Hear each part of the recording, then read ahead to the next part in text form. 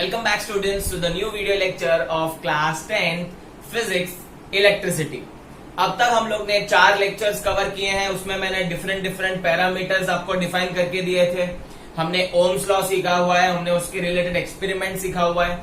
We have also covered VI graph, that is very important, that is straight line linear graph है students. And we have also covered the factors affecting resistance, which is very important question for exam point of view। अब उसी के related हम आगे बढ़ते हैं chapter के अंदर students.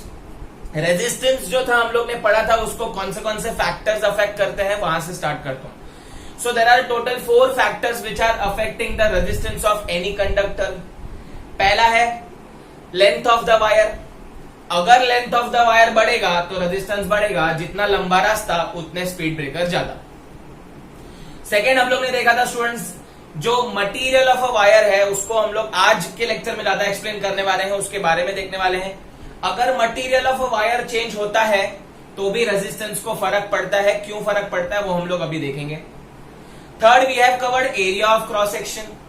Area of cross section मतलब करंट कितने रीजन से बाहर जा रहा है, तो सर्कुलर रीजन से बाहर जा रहा है नॉर्मल कंडक्टर में, तो इसके लिए एरिया पाई आर स्क्वायर होता है। तो रेजिस्टेंस जो है वो एरिया ऑफ क्रॉस सेक्शन पे डिपेंड करता है। अगर एरिया बढ़ेगा रेजिस्टेंस कम होगा, राइट, एंड अगर एरिया कम होगा रेजिस्टेंस बढ़ेगा। मैंने आपको इसके लिए भी एग्जांपल दिया था, अगर आपका एकदम रोड पतली गली है, उसके अंदर आपको स्पीड ब्रेकर से गुजरना है तो आपको कोई ऑप्शन नहीं है, you have to face the resistance, you have to face the speed breaker। but if your road is wider, अगर रोड बड़ा है, हाईवे जितना बड़ा है, तो आप उसको डॉज करके आगे निकल सकते हो, स्पीड ब्रेकर के साइड से निकल सकते हो, या कम हम लोग बोल सकते हैं हमको कम रेजिस्टेंस फील होगा, right. And the last one was resistance also depends on the temperature. अगर आप टेम्परेचर बढ़ाओगे तो काइनेटिक एनर्जी मिलेगा, काइनेटिक एनर्जी मिलेगा तो particle will start vibrating, the electrons और the charges starts vibrating, and वो वाइब्रेट होने के चक्कर में वो एक पॉइंट से दूसरे पॉइंट जा पाएंगे नहीं, वो एक दूसरे से और कोलाइड करेंगे। ये 4 फैक्टर देखा था students. Now we will define और we will derive an equation based on the factors affecting resistance. So resistance है, पहला हम लोग ने सीखा था, it is directly proportional to length of the wire, done है। Resistance is inversely proportional to area of cross section, ये भी आपको समझा। अगर मैं इन दोनों को कंबाइन करूं तो मैं एक साथ लिख सकता हूं resistance is directly proportional to एग, resistance is inversely proportional to area of cross section. मैंने इन दोनों को कंबाइन किया because this are is same, तो हम लोग क्या लिख सकते हैं, ऐसे लिख सकते हैं। So resistance is directly proportional to L upon A. अब रेजिस्टेंस का जो डायरेक्टली प्रोपोर्शनलिटी साइन है, ये प्रोपोर्शनलिटी साइन है students. If you want to remove this proportionality sign, you have to introduce a constant thing, because we are not sure whether कितना बढ़ेगा तो कितना दूसरा क्वांटिटी बढ़ेगा, एक क्वांटिटी कितना कम होगा तो दूसरा कितना कम होगा, that we are not sure of। So that's why we have to introduce the constant। तो हम लोग को यहाँ पे proportionality sign हटाना है तो इक्वल टू साइन डालेंगे, and we are going to introduce one important factor or one important parameter that is known as resistivity, जिसको हम लोग ऐसे सिंबल से रिप्रेजेंट करते हैं। आपको शायद ये मराठी का 9 लगता होगा, वैसा ही समझ लो। सो ये ऐसे सिंबल से हम लोग रिप्रेजेंट करते हैं, इसको हम लोग बोलेंगे रो, RHO, रो। तो rho is nothing but symbol of resistivity, और इसी को हम रेजिस्टिविटी बोलते हैं। अभी आप बोलोगे सर क्या कंफ्यूज कर रहे हो, रेजिस्टेंस रेजिस्टिविटी, बहुत सारे स्टूडेंट्स को कंफ्यूजन होता है, रेजिस्टेंस और रेजिस्टिविटी क्या है, कंफ्यूजन होता है। तो मैं आपको एक सिंपल एग्जांपल देता हूं स्टूडेंट्स, हम लोग वही एग्जांपल लेंगे हमारा हाईवे और स्पीड ब्रेकर वाला, या रोड या स्पीड ब्रेकर वाला। अगर सपोज अभी आप 2 दोस्त हो, ठीक है, एक दोस्त जा रहा है ए टू बी, दूसरा दोस्त दूसरे रास्ते से जा रहा है सेम पोजीशन पे, फॉर एग्जाम्पल, ठीक है। तो सपोज अभी 2 दोस्त है, they are moving on a different road, ठीक है। ये जो रोड है उनका मैंने डिस्टेंस सेम रखा है, सपोज ये 1 किलोमीटर है तो ये भी 1 किलोमीटर है, ठीक है। एंड मैंने दोनों को जो रेजिस्टेंस है वो भी सेम दिया हुआ है, ठीक है। जो रेजिस्टेंस है, जो स्पीड ब्रेकर है वो भी सेम है, ठीक है। अब अगर ए ने चालू किया कार चलाना या बाइक चलाना या साइकिल चलाना, तो ए से बी वो 1 किलोमीटर पहुंच जाएगा, यहां से बाहर निकल जाएगा। अब सी से डी गया, तो सी से डी दूसरा फ्रेंड गया, तो यहां से यहां गया आगे, तो इजीली वो भी क्या कर गया, बाहर निकल गया। अब जनरली ऐसा देखा गया स्टूडेंट्स कि जब वो ए से बी जा रहा था पहला दोस्त, तो कंपैरेटिवली उसने कम टाइम लिया as compare to C to D दूसरे फ्रेंड से। अब आप बोलोगे सर कैसे, दोनों 1 किलोमीटर ट्रैवल किए दोनों ने, दोनों का रेजिस्टेंस भी सेम था, तो ऐसा क्यों हुआ? अब ऐसा इसके लिए हुआ क्योंकि मटेरियल चेंज था। अब आप बोलोगे material in terms of what, तो in terms of speed breaker अगर मैं बात करूं, तो जो पहला दोस्त था उसको स्पीड ब्रेकर तो था, लेकिन उसकी हाइट कम थी। स्पीड ब्रेकर की हाइट कम होगी तो आप इजीली चले जाओगे, राइट। लेकिन अगर दूसरे केस की बात करूं तो वहां पे स्पीड ब्रेकर का विड्थ ज्यादा था, ऊपर की तरफ ज्यादा था, तो इसका जो सेकेंड दोस्त है वो क्या किया, उसने थोड़ा यहां पे इजीली नहीं जा पाया, उसको बम्प करके जाना पड़ा। तो यहां पे अगर मैंने ए और बी, सी और डी दोनों का कंपैरिजन किया, if I am keeping the rod का length same, if I am keeping the resistance same, still the resistance of both of this are not same, R1 and R2 same नहीं है, ठीक है। अब आप बोलोगे कैसा, देखो अभी यही एक्सपेरिमेंट मैं 2 वायर के साथ करने वाला हूं। सपोज मैंने एक सिल्वर वायर लिया है, एक कॉपर वायर लिया हुआ है। सिल्वर वायर का और कॉपर वायर का लेंथ सेम रखा है मैंने, एरिया ऑफ क्रॉस सेक्शन भी सेम रखा है, ये सर्कुलर रीजन का एरिया भी मैंने सेम रखा है 1 मीटर स्क्वायर, ठीक है। और टेम्परेचर भी कांस्टेंट है, तो 3 फैक्टर तो कांस्टेंट है, कोई प्रॉब्लम नहीं है। अगर मैंने यहां पे पोटेंशियल डिफरेंस कनेक्ट किया, यहां से हम लोग ने सपोज बैटरी कनेक्ट किया और सिल्वर वायर में से हम लोग ने करंट पास किया, तो ऐसा पाया गया स्टूडेंट्स कि जो कॉपर वायर था और जो सिल्वर वायर था, इन दोनों का कंपैरिजन किया गया, तो इन दोनों का रेजिस्टेंस अलग अलग आया, R1 और R2 अलग अलग आया। अभी आप बोलोगे सर कैसे हुआ ये, आपने लेंथ सेम रखा था, एरिया सेम रखा था, टेम्परेचर भी कांस्टेंट रखा था। अब मैंने आपको बताया था चौथा फैक्टर था मटेरियल, राइट। मटेरियल की वजह से भी फर्क आता है, तो अगर आप बाकी के पैरामीटर सेम रखोगे लेकिन मटेरियल डिफर करेगा तो रेजिस्टेंस चेंज होगा। वो मटेरियल का रेजिस्टेंस चेंज करने वाला कौन है, रेजिस्टिविटी। तो रेजिस्टिविटी भी क्या है, एक टाइप की प्रॉपर्टी है, किसकी प्रॉपर्टी है, कंडक्टर की। क्योंकि सिल्वर और कॉपर के जो अंदर के कॉन्फ़िगरेशन है that will be different, just like speed breaker का हाइट डिफरेंट था, वैसे यहां पे भी सिल्वर और कॉपर का रेजिस्टेंस अलग अलग होगा, रेजिस्टिविटी अलग अलग होगा, और रेजिस्टिविटी की वजह से तुम्हारा रेजिस्टेंस भी डिफर करेगा। तो रेजिस्टेंस जो है वो रेजिस्टिविटी पे डिपेंड करता है। So if you take all the parameter same but the materials are different, तो ऐसा देखने में आया है कि रेजिस्टेंस में फर्क आता ही है, और रेजिस्टेंस में फर्क आएगा तो करंट फ्लोइंग में भी फर्क आएगा, वोल्टेज में भी फर्क आएगा। तो ये जो फर्क आ रहा है it is because of resistivity. तो रेजिस्टिविटी क्या है, रेजिस्टिविटी एक प्रॉपर्टी है जिसके वजह से resistance of a material change होते रहता है depending upon the type of material used. If you are using silver तो उसका रेजिस्टेंस अलग रहेगा, if you are using copper उसका अलग रहेगा, if you are using aluminium उसका अलग रहेगा, राइट। सो ये सारे के सारे मटेरियल अगर अलग है तो आपका रेजिस्टिविटी बदलेगा, रेजिस्टिविटी बदला तो रेजिस्टेंस भी बदलेगा। तो रिमेंबर स्टूडेंट्स, हम लोग जो चौथा फैक्टर था मटेरियल यूज्ड या मटेरियल जो नेचर ऑफ अ मटेरियल, उसको इग्नोर कर रहे थे, बट वो इग्नोर नहीं कर सकते, उसको हम लोग हाईलाइट में लेंगे क्योंकि यहाँ पे रेजिस्टेंस चेंज होने वाला है, राइट। तो आप ऐसा एग्जांपल याद रखना, दोनों के इसमें स्पीड ब्रेकर सेम ही है, बट द प्रॉब्लम इज यहाँ पे स्पीड ब्रेकर का विड्थ कम है और यहाँ पे स्पीड ब्रेकर का विड्थ ज्यादा है। तो वैसे ही सिल्वर और कॉपर में ऐसा ही कुछ होता है, मैं आपको सिंपल लैंग्वेज में समझा रहा हूँ। अभी जो रेजिस्टिविटी है ये कांस्टेंट रहती है, सिल्वर की कांस्टेंट रहेगी, कॉपर की कांस्टेंट रहेगी, और सबकी अलग।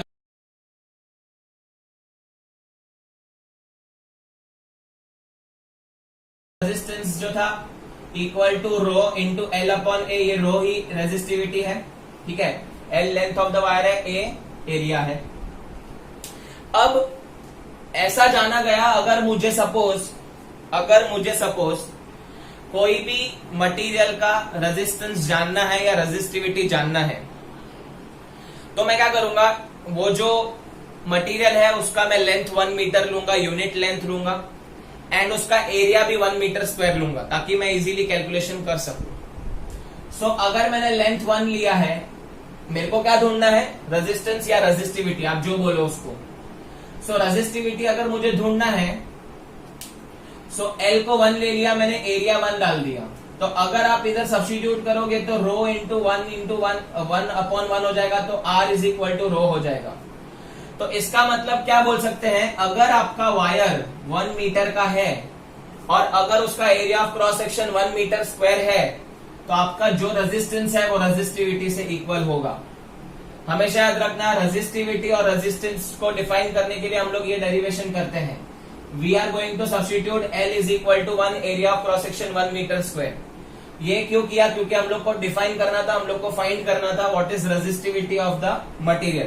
तो ऐसा पाया गया कि रेजिस्टिविटी जो है वो रेजिस्टेंस ही है, राइट। बट कंडीशन क्या है, if you take length 1 metre and area 1 metre square, that's it. So resistance और रेजिस्टिविटी दोनों इक्वल होगा कब, जब वो length of the wire 1 metre होगा और एरिया 1 मीटर स्क्वायर होगा। अगर लेंथ और एरिया अलग है तो ऑब्वियसली रेजिस्टेंस अलग हो जाएगा, but resistivity remains constant. Resistivity of a conductor define करेंगे, resistivity of a conductor is equal to its resistance. Resistivity of a conductor is equal to its resistance when 1 metre long conductor have 1 metre square of area of cross section. Simple. Resistivity resistance से कब equal होगा, जब 1 metre long wire लोगे और उसका area of cross section 1 metre square रखोगे, तब resistance और रेजिस्टिविटी इक्वल होगा, अदरवाइज इट मे वेरी। अब हम लोग देख लेते हैं इसका यूनिट क्या होता है, रेजिस्टिविटी का यूनिट क्या होता है, रेजिस्टिविटी की यूनिट क्या होता है। तो रेजिस्टिविटी का यूनिट ढूंढने के लिए मैं एरिया को वहां भेज दूंगा, तो resistivity will be equal to R into A upon L को नीचे भेज दूंगा। So resistivity is equal to R जो है मेरा रेजिस्टेंस उसका है ohm, into area of cross section क्या है, area of cross section metre square में होता है और लेंथ मीटर में होता है, तो metre metre will go off. So resistivity का ऐसा यूनिट आएगा ओम मीटर। तो रेजिस्टिविटी का ऐसा यूनिट है ओम मीटर, राइट। तो याद रखना स्टूडेंट्स, रेजिस्टिविटी एक कंडक्टर की ही प्रॉपर्टी है जिससे रेजिस्टेंस चेंज होता है, राइट। रेजिस्टेंस एक प्रकार का अपोजिशन टू करंट है, टू फ्लो ऑफ चार्ज है, स्पीड ब्रेकर है। बट वो स्पीड ब्रेकर का कितना लेंथ, कितना हाइट है, कितना विड्थ है, आपको स्पीड ब्रेकर कितना बड़ा रखना है, कितना छोटा रखना है, वो कौन डिसाइड करेगा, वो रेजिस्टिविटी डिसाइड करेगा। और रेजिस्टिविटी किस पे डिपेंड करता है, मटेरियल पे, ठीक है। तो मैं वही बताना चाहता हूं कि अगर आप मटेरियल लोगे अलग अलग तो उसका रेजिस्टिविटी चेंज होता है, तो रेजिस्टेंस भी चेंज होगा। सो रेजिस्टिविटी ऑफ अ सिल्वर ऐसा पाया गया है 1.60 इंटू 10⁻⁻8, मतलब एकदम 0.0080 के बाद 160, इतना कम है। तो ऑब्वियसली यहाँ पे रेजिस्टिविटी कम है तो रेजिस्टेंस कम होगा, करंट ज्यादा फ्लो होगा। Resistivity of a copper wire देखा गया है 1.69 इंटू 10⁻8 ओम मीटर। तो आप देखोगे तो सिल्वर और कॉपर का ऑलमोस्ट सेम ही है, 10⁻8 ओम मीटर है। ऑब्वियसली ये भी बहुत कम है, तो रेजिस्टिविटी कम है, मतलब तुम्हारा width of the speed breaker कम है, ऐसा समझो। सो रेजिस्टिविटी कम है तो रेजिस्टेंस भी कम होगा। एल्यूमिनियम का 2.63 इंटू 10⁻8 है, तो ये देखो आप सब 10⁻8 की रेंज में है स्टूडेंट्स। इसके लिए they are the good conductors because their resistivity is less. Resistivity is less means resistance is less, resistance is less मतलब करंट इंक्रीजेस। इसके लिए हम लोग कॉपर एल्यूमिनियम के वायर यूज करते हैं, सिल्वर नहीं यूज करते, बहुत पैसा लगता है, महंगा आता है यार, क्या तुम लोग भी। तो सिल्वर याद रखना, सिल्वर और एल्यूमिनियम कॉपर और इसके कंपैरिजन में मतलब चलता है, इतना डिफरेंस चलेगा, 10⁻8 की रेंज में। तो silver we are not using because it is not pocket friendly. फिर हम लोग बात करेंगे सम ऑफ द इंसुलेटर, तो ये दोनों है वो इंसुलेटर है। तो ऐसा पाया गया है कि resistivity of a dry paper वो लोग ने ढूंढा था 10⁻12 मतलब 12 जीरोस। कितनी सारी रेजिस्टिविटी है, देखो कितनी सारी रेजिस्टिविटी है। इतनी सारी रेजिस्टिविटी होगी तो क्या लगता है आपको, रेजिस्टेंस बढ़ेगा ना, रेजिस्टेंस बढ़ेगा तो करंट जाएगा नहीं, तो इसके लिए they are known as insulator. Rubber की तो उससे भी ज्यादा है, 10⁻12 से 10⁻16 की रेंज में, depending upon the type of rubber. So 10⁻12, 10⁻16 they are very high numbers, so obviously resistivity increases, resistance increases, width बढ़ गया तो ऑब्वियसली रेजिस्टेंस बढ़ेगा ही, स्पीड ब्रेकर का विथ बढ़ गया, ऐसा समझो। So current will not flow from it easily. तो ड्राई पेपर और rubber they are insulator and this three are nothing but हमारे कंडक्टर्स है, ठीक है। सो ये था रेजिस्टिविटी के बारे में, एकदम सिंपल याद रखना। रेजिस्टिविटी को डेफिनेशन हम लोग ने दिखाया कि रेजिस्टिविटी रेजिस्टेंस से इक्वल होगा, कब होगा, जब आप 1 मीटर का लेंथ और 1 मीटर स्क्वायर का एरिया लोगे तब। रेजिस्टिविटी का यूनिट मैंने आपको डिफाइन कर दिया है ओम मीटर, और यहाँ पे कुछ कुछ मटेरियल के मैंने रेजिस्टिविटी लिखे हैं। सो जो रेजिस्टिविटी जिसकी कम है दे आर कंडक्टर, जिसकी रेजिस्टिविटी ज्यादा है तो रेजिस्टेंस ज्यादा हो जाएगा, दे आर इंसुलेटर्स। तो आई होप आपको रेजिस्टिविटी का जो फंडा है वो क्लियर है। Do not get confuse, resistance और रेजिस्टिविटी दोनों अलग है। सिंपल लैंग्वेज में बोलने जाए तो रेजिस्टेंस स्पीड ब्रेकर है और रेजिस्टिविटी वो स्पीड ब्रेकर की विथ और ब्रेथ डिसाइड करता है। इन अ जनरल टर्म में बात कर रहा हूं आपको याद रखने के लिए। सो resistance also depends on resistivity. Resistivity सब मटेरियल का अलग अलग होता है, एक तरीके की प्रॉपर्टी है जो प्रॉपर्टी क्या करेगी, जो प्रॉपर्टी रेजिस्टेंस को हेल्प करेगी, राइट। तो याद रख लेना, ये रेजिस्टिविटी के बारे में मैंने कंप्लीट किया। Let us move on to the next topic, that is combination of resistance. अब आप बोलोगे सर ये क्या घड़ी घड़ी रेजिस्टेंस। अभी आपको बहुत इंपॉर्टेंट फैक्टर समझने वाले हैं, सब रेजिस्टेंस की खासियत समझने वाली है स्टूडेंट्स। इसके लिए अभी ये नेक्स्ट टॉपिक हम लोग स्टार्ट करने वाले हैं, that is combination of resistance. Now पहली बात तो why combination of resistance is needed. अब combination of resistance is nothing but speed breaker का कौन सा कॉम्बिनेशन लगाएंगे तो हम लोग की स्पीड कम हो जाएगी, सिंपल लैंग्वेज में बोले तो। ऑब्वियसली कुछ कुछ रीजन में सरकार या गवर्नमेंट को स्पीड ब्रेकर्स लगाने पड़ते हैं to avoid accidents. For example आपके स्कूल के आगे एक स्पीड ब्रेकर होगा, राइट। हॉस्पिटल के आगे एक स्पीड ब्रेकर होता है। बड़े बड़े हाईवेज में जाओगे तो जहां पे आप हाईवे के एंड पे या गांव में, जब गांव स्टार्ट होगा तभी you will find a speed breaker over there. Why? To avoid a accident. So students, resistance का भी combination हम लोग को यूज करना पड़ता है according to the situation और according to the need। हम लोग को रेजिस्टेंस को बदली करना पड़ता है, जैसे हम लोग अकॉर्डिंग टू हमारे रोड की सिचुएशन के हिसाब से स्पीड ब्रेकर लगाते हैं। जैसे कि अगर आप देखोगे तो हमारे लोकल आसपास में स्पीड ब्रेकर बहुत कम होंगे, but when you go to highway और समथिंग लाइक दैट तो वहां पे स्पीड ब्रेकर ज्यादा होंगे। जब भी आपको एक गांव से गुजरोगे तो there is a speed breaker, if you have a diversion somewhere तो there is a speed breaker. तो स्पीड ब्रेकर का नीड इसी के लिए है, रेजिस्टेंस का नीड भी इसी के लिए है। अब रेजिस्टेंस का नीड क्यों है, आपको सिंपल लैंग्वेज में बोलूं तो हमारे सबके घर में जो सप्लाई आता है इनपुट, उसको इनपुट बोलते हैं students. That is 220 volt supply रहता है, उसके अंदर 220 वोल्ट का पोटेंशियल डिफरेंस क्रिएट किया जाता है। अब ये जो 220 वोल्ट का इनपुट है ये जानबूझ के क्रिएट किया जाता है ताकि आपके अप्लायंसेस चल सकें। अब आपके सारे के सारे अप्लायंसेस तो सेम रेंज में नहीं चलेंगे ना स्टूडेंट्स। कुछ कुछ अप्लायंसेस होंगे जिसको ज्यादा करंट चाहिए रहेगा, कुछ अप्लायंसेस रहेंगे जिसको कम करंट चाहिए रहेगा, राइट। पर इनपुट है उसको हम बदली नहीं कर सकते, तो हम लोग क्या करते हैं, हम लोग रेजिस्टेंस का हेल्प लेते हैं, ठीक है। Because each and every device has its own current capacity to handle it, right. Obvious है, अगर आप सिंपल एग्जांपल में समझो तो खाना हमारे पास आ रहा है, 220 वोल्ट का खाना आ रहा है, बट आपका डिवाइस की जितनी ताकत रहेगी उतना ही खाएंगे ना, हम उल्टी करने तक थोड़ी खाएंगे, राइट। सो वैसे ही आपका हर एक डिवाइस और हर एक अप्लायंसेस का क्या होता है, करंट रिक्वायरमेंट अलग अलग होता है। जैसे कि मैं बात करूं, वॉशिंग मशीन है तो 13 एम्पियर तक का करंट उसको चाहिए रहता है। चार्जर है आपका, मैंने बताया था ऑलरेडी, 2 एम्पियर 3 एम्पियर का चार्जर होता है, तो उसकी करंट कैपेसिटी क्या है, कम ज्यादा है, सबकी वेरिएबल है। तो ऑब्वियसली यहाँ पे 220 वोल्ट का इनपुट है, उस हिसाब से करंट जा रहा है, लेकिन आपके अप्लायंस को वो रिक्वायर्ड नहीं है, तो मुझे चेंज करना पड़ेगा। And if I connect directly, अगर कोई रेजिस्टेंस नहीं है, अगर मैं डायरेक्ट कनेक्ट करता हूं तो वो अप्लायंसेस आपका डैमेज हो सकता है due to the high current. तो हम लोग क्या करते हैं, हम लोग रेजिस्टेंस की हेल्प लेते हैं, क्योंकि रेजिस्टेंस करंट का दुश्मन है। Resistance is inversely proportional to current, हमने सीखा है। To change the current we have to place different combination of resistance. अभी हम लोग को क्या करना पड़ता है, कभी कभी करंट को कम ज्यादा करना पड़ता है, right. Sometimes we required more current, to run appliances, जो बिगर अप्लायंसेस है उसको रन करने के लिए ज्यादा करंट चाहिए, तो ऑब्वियसली मेरे को रेजिस्टेंस कम करना पड़ेगा। एंड कहां कहां चार्जर वगैरह है वहां पे मुझे करंट कम चाहिए तो रेजिस्टेंस बढ़ाना पड़ेगा। तो हम लोग क्या करते हैं, जो रेजिस्टेंस है उसको कॉम्बिनेशन में लेते हैं।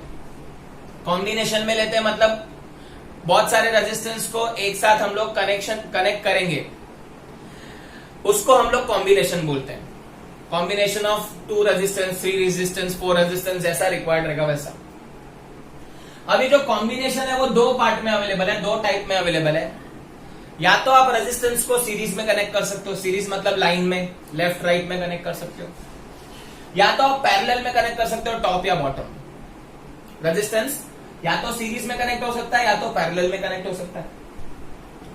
अब सीरीज में रेजिस्टेंस के साथ ऐसा क्या होता है जिससे करंट को अफेक्ट होगा, और पैरेलल में इसके साथ ऐसा क्या होता है जिससे करंट को इफेक्ट होगा, वो हम लोग देखने वाले हैं। ऑब्वियस है कॉम्बिनेशन अलग अलग है तो करंट भी अलग अलग मिलेगा। फॉर एग्जाम्पल अगर आपको ऐसा स्ट्रेट हाईवे दिया है, स्ट्रेट हाईवे में यहाँ पे सीरीज में आपके स्पीड ब्रेकर है, 1 speed breaker, 2 speed breaker, 3 speed breaker, तो ऑब्वियसली आपके स्पीड को अफेक्ट होगा। और यहाँ पे अलग अलग रास्तों पे स्पीड ब्रेकर है तो ऑब्वियसली यहाँ पे भी आपको अलग अलग रास्तों पे स्पीड ब्रेकर मिलेगा, तो उस हिसाब से आपका स्पीड कम ज्यादा होगा। तो there is 2 combination, series and parallel available with अस।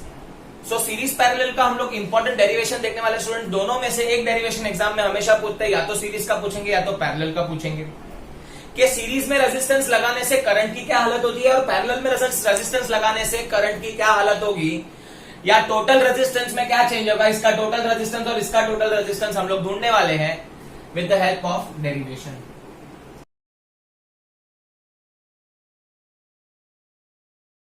होती है, इसके लिए हम लोग को क्या करना पड़ता है, डिफरेंट कॉम्बिनेशन में लगाना पड़ता है। तो let us talk about resistance in series first. अब मैं पहले इलेक्ट्रिक सर्किट आपको बता देता हूं। यहाँ पे मैंने बैटरी जोड़ी है to create a potential difference, यहाँ पे स्विच लगाया है, यहाँ पे करंट मेजर करने के लिए मैंने एमीटर लगाया हुआ है। ध्यान से देखना, यहाँ पे सिंगल एमीटर है, क्यों है वो मैं बताऊंगा। अब यहाँ पे मैंने resistance R1, R2, R3 3 resistance connect करे हुए हैं सीरीज के अंदर लाइन में, स्पीड ब्रेकर, और हर एक स्पीड ब्रेकर के अक्रॉस कुछ तो पोटेंशियल डिफरेंस होगा। तो पहला जो पोटेंशियल डिफरेंस है उसका नाम है V1, दूसरा जो पोटेंशियल डिफरेंस है उसका नाम है V2, तीसरा जो पोटेंशियल डिफरेंस है उसका नाम V3। तो हर एक रेजिस्टेंस का अपना अपना एक वोल्टेज कैपेसिटी होगा, हर एक रेजिस्टेंस का अपना अपना एक करंट कैपेसिटी होगा। जैसे कि आप ये जो रेजिस्टेंस सीरीज में कनेक्ट करे हुए हैं, ऐसा समझो कि आपके अप्लायंसेस कनेक्ट हुए, बल्ब है, टीवी है, रेडियो है, एक्सेट्रा एक्सेट्रा, उनके अंदर रेजिस्टेंस है ना, हमने देखा था कंडक्टर के अंदर रेजिस्टेंस होता है, तो अप्लायंस के अंदर भी रेजिस्टेंस तो होगा क्योंकि वो भी एक कंडक्टिंग मटेरियल से बना हुआ है। तो ये जो फैन है उसका एक वोल्टेज होगा, जो तुम्हारा दूसरा अप्लायंसेस है, टीवी, रेडियो, उसके अपने अपने वोल्टेज होंगे, राइट। सपोज ऐसा समझ लो फिलहाल।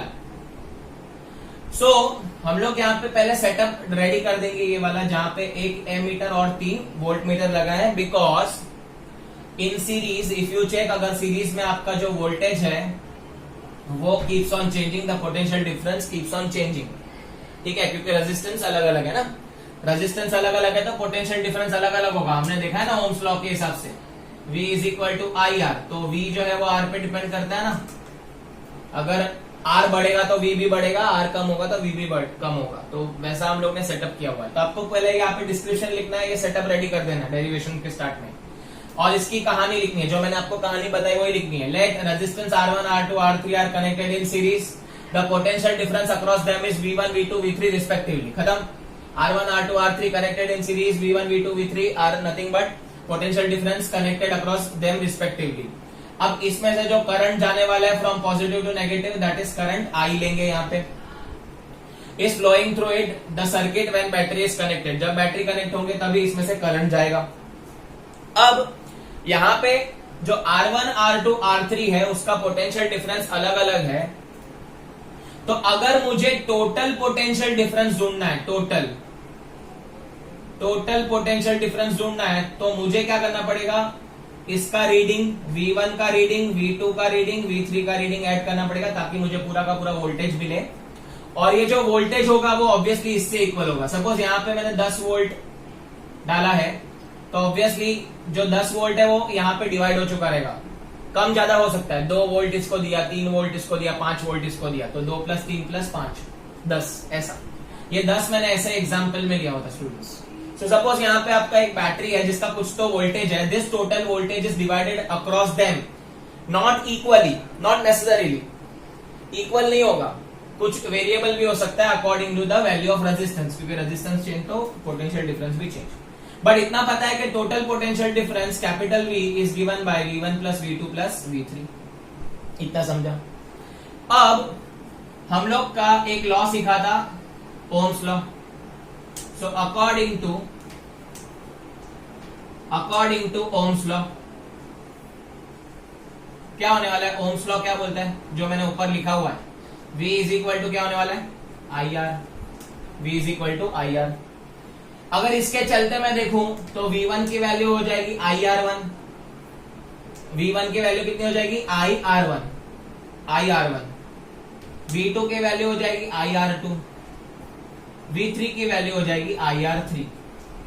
अब आप बोलोगे सर अगर R1, R2, R3 अलग अलग है, V1, V2, V3 अलग अलग है, तो करंट भी अलग होना चाहिए, I1, I2, I3। नहीं, मैं वही समझाने की कोशिश कर रहा हूं students. Current will not change in this case when you connect the things in series, the current will not change. क्यों, आपको बताऊंगा। सपोज एक हम लोग एग्जांपल ले रहे थे स्पीड ब्रेकर का, R1, R2, R3 speed breaker है, एक ही रोड है, तो यहां से जो करंट है वो ऑब्वियसली यही रोड से जाएगा, उसके पास दूसरा कोई ऑप्शन नहीं है, तो ऑब्वियसली यहां से जो करंट जाएगा वही यहां से जाएगा, वही यहां से जाएगा, because current have only one path to move from one point to another point. Current के पास एक ही जगह है, तो करंट जो है वो सब में क्या हो जाएगा, इधर आई जाएगा, इधर भी आई आएगा, इधर भी आई आएगा, सिंपल है। तो current will not change in series, दिमाग में डाल दो, करंट चेंज नहीं होगा सीरीज में, because you have got only one option to move from one point to another. आपको सारे स्पीड ब्रेकर को दे के ही जाना पड़ेगा, सारे स्पीड ब्रेकर से आपको छलांग लगा के ही जानी पड़ेगी। So current will remain same as it is. In a series combination current will be same as it is, and जो तुम्हारा वोल्टेज है इट विल चेंज। तो आप दिमाग में फिट कर दो, in series voltage change, current constant, current remain same, याद रखें। तो ये V1 = IR1, V2 = IR2, V3 = IR3, because current है only one part to go. अब हम लोग ने जो यहाँ पे इक्वेशन नंबर 1 लिया है वहां पे सब्स्टिट्यूट कर देते हैं V1, V2, V3 का value. So capital V = V1 + V2 + V3। Let us substitute, V1 के जगह पे आएगा IR1, V2 के जगह पे आएगा IR2, V3 की जगह पे आएगा IR3। अब ये जो कैपिटल V है वो भी तो IR है, तो V को भी मैं क्या लिख दूंगा, IR। Can I take I common from this, because same है, R1 + R2 + R3। तो I कट हो जाएगा, R = क्या हो जाएगा, R1 + R2 + R3। इससे मैं क्या कंक्लूड कर सकता हूं कि मेरा अगर रेजिस्टेंस सीरीज में कनेक्टेड है तो जो R टोटल है, और you can say R equivalent है, इक्विवेलेंट मतलब टोटल, वो कितना है, it is sum of all resistance, it is sum of all resistance in ohm. तो जो तुम्हारा total resistance offer by this circuit है is nothing but combination of R1 + R2 + R3। इसका मतलब जो करंट जा रहा था बेचारे को R1 से भी धक्का मुक्की होएगा, R2 के पास भी धक्का मुक्की होगा, R3 के पास भी प्रॉब्लम होगा, और बेचारा जा नहीं पाएगा। इसका मतलब करंट यहां पे सीरीज में कम होगा, रेजिस्टेंस यहां पे बढ़ेगा। तो आपको क्वेश्चन में पूछ सकते हैं ऐसा कौन सा कॉम्बिनेशन है जहां पे मुझे करंट कम मिलेगा और रेजिस्टेंस ज्यादा मिलेगा, तो क्या बोलोगे, सीरीज। क्यों, क्योंकि सीरीज में सब ऐड होता है, R1 + R2 + R3 ऐड हो जाएगा, रेजिस्टेंस टोटल, और करंट मुझे क्या मिलेगा, कम। तो ये था डेरिवेशन। यहां से हम लोग को पता चला कि रेजिस्टेंस जो है it is total resistance of the circuit is nothing but R1 + R2 + R3। यहाँ पे पहली चीज ये नोट करनी जैसी है। दूसरी चीज आपको ये नोट करनी है कि वोल्टेज जो है सीरीज में सेम रहता नहीं है, और कांस्टेंट कौन रहता है, करंट हमेशा क्या रहता है, constant, because current don't have any option, current have to go from this R1, R2, R3। ऐसा याद रखो स्टूडेंट्स, एंड ऐसा रियलिटी में भी है कि करंट एक ही पॉइंट से दूसरे पॉइंट यही रास्ते से जा सकता है, दूसरा कोई रास्ता ही नहीं है, तो current remain same, voltage changes, therefore V1 V2 V3 से चालू किया, राइट। सो आई होप आपको ये सीरीज कॉम्बिनेशन का फंडा क्लियर है। अगर आप चीजें सीरीज में लगाओगे तो they will offer high resistance and current will be low. So as we have seen in series resistance, the resistance, total resistance is given by R1 plus R2 plus R3. When resistance are connected in series, the total resistance will increase and the current flow of current will decrease. ये हम लोग ने देखा है, इसको हम लोग simple way से ऐसे बोल सकते हैं कि अगर एक रोड है उसमें अगर आपके जो स्पीड ब्रेकर है, अगर 3 स्पीड ब्रेकर ला दिए मैंने, तो ऑब्वियसली आपको रेजिस्टेंस ज्यादा फील होगा और करंट इजीली बाहर नहीं आ पाएगा, सिंपल है। अब हम लोग नेक्स्ट कॉम्बिनेशन ट्राई करने वाले हैं, that is resistance in parallel. यहाँ पे मैं पहले सर्किट एक्सप्लेन कर देता हूं, फिर वही एक्सप्लेनेशन को हम लोग कहानी के फॉर्म में लिखेंगे, राइट। कहानी तो हर डेरिवेशन का पार्ट है भाई, नहीं लिखोगे तो प्रॉब्लम है, कहानी तो लिखनी पड़ती है। और क्या लिखनी है कहानी में, जो ड्रॉ करते हैं वो लिखना पड़ता है। अब यहाँ पे they are connected in parallel, R1 R2 R3 आपको दिख रहा है स्टूडेंट्स, कनेक्टेड इन पैरेलल, ऊपर नीचे। वोल्टेज लगा दिया है, पोटेंशियल डिफरेंस होगा तो ही मेरा करंट आएगा, वरना करंट आएगा ही नहीं। स्विच कनेक्ट कर दिया मैंने। अब यहाँ पे नोटिस करने वाली बात है कि प्रीवियस में मैंने 3 वोल्ट मीटर लगाए थे, यहाँ पे एक ही वोल्ट मीटर लगाया हुआ है, और वहां पे मैंने 1 एमीटर लगाया था, यहाँ पे 3 एमीटर लगाया हुआ है। अब ऐसा क्यों किया? क्योंकि यहाँ पे in parallel combination voltage remains constant and current is variable, या करंट चेंजेस। अब आप बोलोगे सर कैसे, देखो दिमाग लगाओ। अगर सपोज यहां पे आपका करंट आ रहा है, तो करंट क्या बोलेगा, मैं इधर से चले जाऊंगा तो मेरे को एक ही रेजिस्टेंस फ्लो करना पड़ेगा। दूसरा बोलेगा हाँ मैं यहां से चले जाऊंगा तो मुझे भी यहाँ पे एक ही रेजिस्टेंस फ्लो करना पड़ेगा, एक रेजिस्टेंस को फेस करना पड़ेगा। एंड यहाँ पे तीसरा करंट आएगा, बोलेगा चलो मैं यहां से R1 से निकल जाता हूं, तो मुझे क्या मिलेगा, मुझे कम करंट फेस करना पड़ेगा। यहाँ पे मैं नेमिंग उल्टा पुल्टा कर दिया, सॉरी, ये I1 है, ये I2 है, ये I3 है, ठीक है। सो करंट के पास अभी ऑप्शन है, पहले केस में करंट के पास कोई ऑप्शन नहीं था, it has to face 3 of the resistance together. Now this current have a option, it can take this path also, this path also, this path also. तो एक्चुअल में ऐसा होता है स्टूडेंट्स, करंट यहां से भी जा सकता है, यहां से भी जा सकता है, यहां से भी जा सकता है, राइट। तो यही चीज हम लोग क्या लिखेंगे, कहानी के फॉर्म में लिखेंगे, स्टोरी के फॉर्म में लिखेंगे। Let resistance R1 R2 R3 are connected in parallel, in which current I1 I2 I3 flowing through it respectively when battery of volt V is connected to it. Simple. तो अगर मुझे यहाँ पे current change हो रहा है तो मुझे पता लगाना है करंट कितना चेंज हो रहा है। So for that I have to write like this, total current is equal to I1 plus I2 plus I3। तो जो टोटल करंट है वो क्या हो जाएगा, combination of all this current, right. अब हम वही लिखने वाले हैं, ओम्स लॉ को याद करेंगे, going to total current is nothing but I1 plus I2 plus I3। So according to Ohm's law V is equal to IR, ठीक है। नाउ आई एम इंटरेस्टेड, तो यहां पे लिखूंगा अकॉर्डिंग टू ओम्स लॉ, लिखना है आपको भी।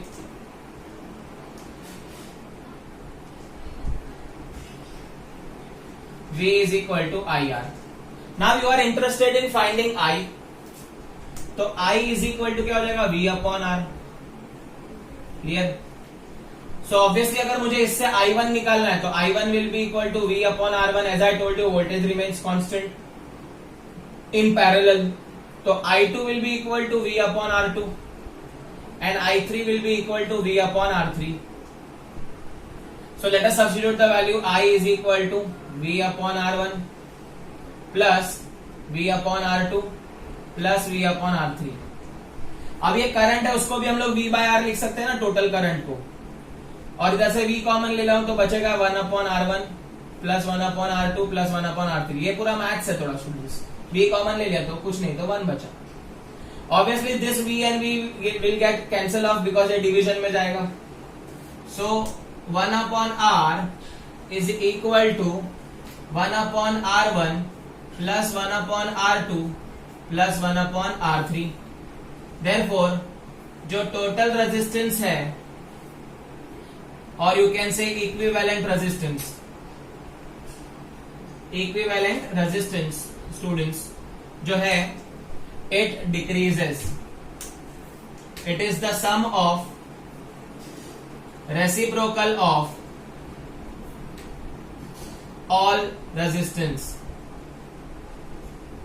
तो आपका जो करंट है total resistance, the reciprocal of total resistance is nothing but equal to reciprocal of all other resistance. Obviously ये रेसिप्रोकल है तो जो वैल्यूज है वो कम हो जाएंगी, तो टोटल रेजिस्टेंस जो रहेगा डिक्रीजेस, टोटल रेजिस्टेंस आपका कम हो जाएगा, डिक्रीज हो जाएगा। तो आपका स्टूडेंट्स टोटल रेजिस्टेंस जो है इट विल डिक्रीज। एंड ये जो चीजें हैं अगर आप सब्स्टिट्यूट करके भी देखोगे तो अगर R1 2 है तो वो 1/2 हो जाएगा, तो 2 और 1/2 में फर्क है ना, ठीक है। 2 बड़ा नंबर है, 1/2 मतलब 0.5 छोटा नंबर है, तो टोटल रेजिस्टेंस आपका डिक्रीज हो गया। तो करंट के लिए खुशखबरी है, करंट क्या होगा, करंट विल इंक्रीज।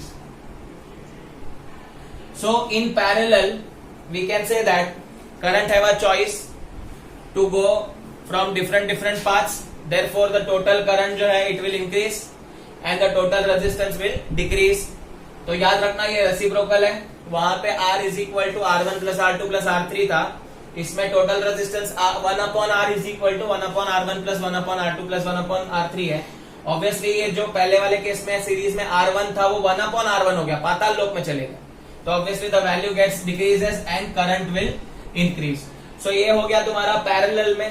दो चीजें आपको यहाँ पे याद रखनी है, सीरीज के अंदर वोल्टेज जो रहता है वो चेंज होता है, करंट चेंज होता नहीं है, क्योंकि करंट के पास एक ही पाथ है जाने के लिए, ठीक है।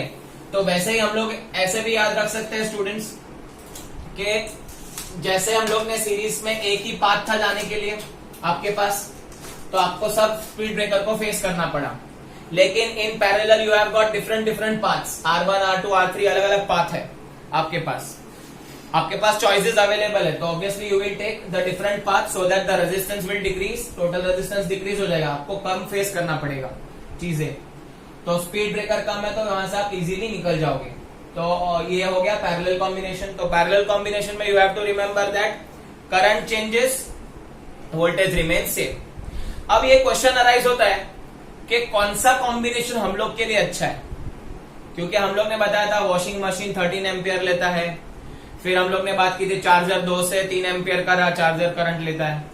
तो हमारे लिए या हमारे घर पे या डोमेस्टिक सर्किट में जो हमारे घर पे जो सर्किट है उसमें कौन सा कॉम्बिनेशन लगा हुआ है, क्या वो सीरीज लगा हुआ है, क्या वो पैरेलल लगा हुआ है, जानने के लिए देखते रहिएगा, हमारी नेक्स्ट वीडियो का इंतजार करिए। अगर आपको ये वीडियो पसंद आया तो इसे लाइक कीजिए, अपने दोस्तों के साथ शेयर करना ना भूलें और चैनल को जरूर से सब्सक्राइब कीजिए। Thanks for watching.